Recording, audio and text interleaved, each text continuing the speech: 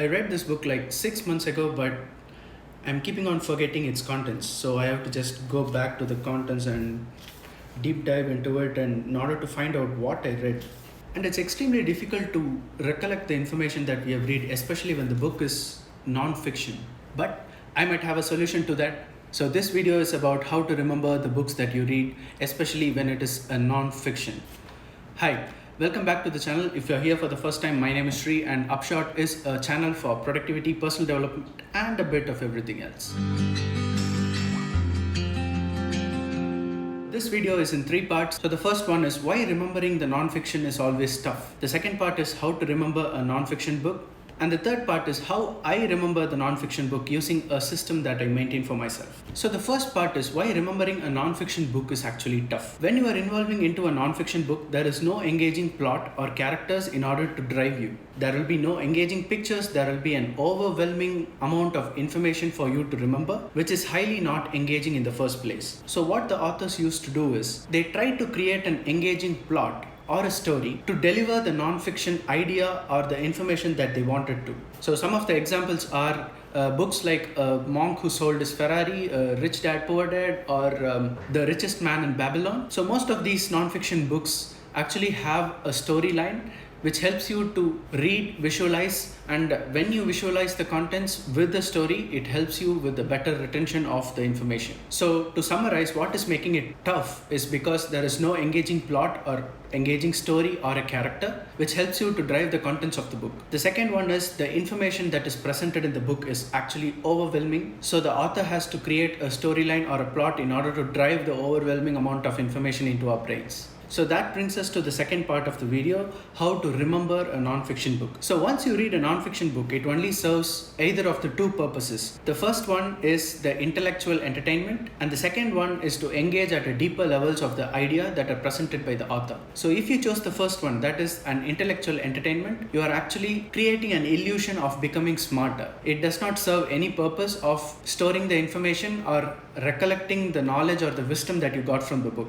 You can just show off to your friends or your circle with impressive stats or impressive ideas from the book, but it just goes with that. If you chose the second one, that is engaging at a deeper levels of idea from the book, what you can do is a simple thing. Summarize the book in your own words. So in order to engage with the contents of the book at a deeper level, try to summarize the book in your own words using your own metaphors and own analogies. This way it helps you to improve the retention of the material, and also once you have to revisit the material for yourself, you can just read the summary instead of going back the entire book. So if you had to revisit the book at some time, you can just go through the summary that you have written in your own words, in your own analogies, which will help you to recollect the information better rather than going over the entire book from the first. There is an even better way of doing this, which is trying to implement the idea in your life. Let's say if you are reading a personal development book, and try to incorporate those ideas which the author has suggested into your own life and start tracking them. In that way, you will retain most of the information from the book because you are already implementing it in your life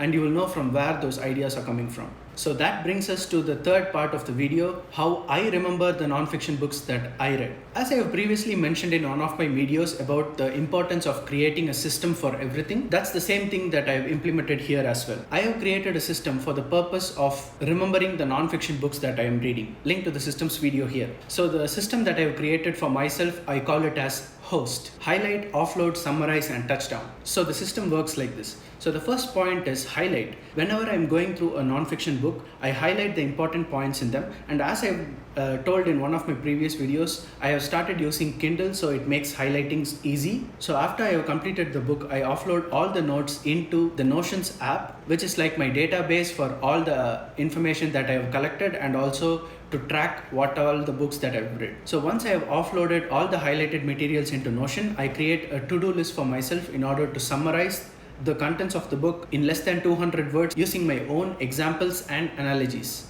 So this summarized material stays as my reference for the book. So every time when I had to refer back to the contents of the book, I just go through the summary and it will help me to remember the contents of the book better. So the fourth stage is the touchdown. So the touchdown is when I actually touch in the materials. I just named this touchdown because it completes the word host. So in the touchdown phase, I make a content out of it for my YouTube channel, which is the Upshot. So once I make a video, I had to go through the summary, and if necessary, I had to go through the books and some of the contents from the author or some of the interviews or some of the podcasts in order to do a better research of the material in order to create a script for the video. In this way, our retention actually improves a lot, and thus by revisiting the summaries every now and then, it helps us to remember the information for a long time. So remember the words host, highlight, offload, summarize, and touchdown. Similarly, you can create a system for yourselves which works best for you, but as soon as you complete it, try to summarize the book in your own words using your own examples and analogies so that it improves the retention and it helps you to go back to the summary in case if you have any doubts or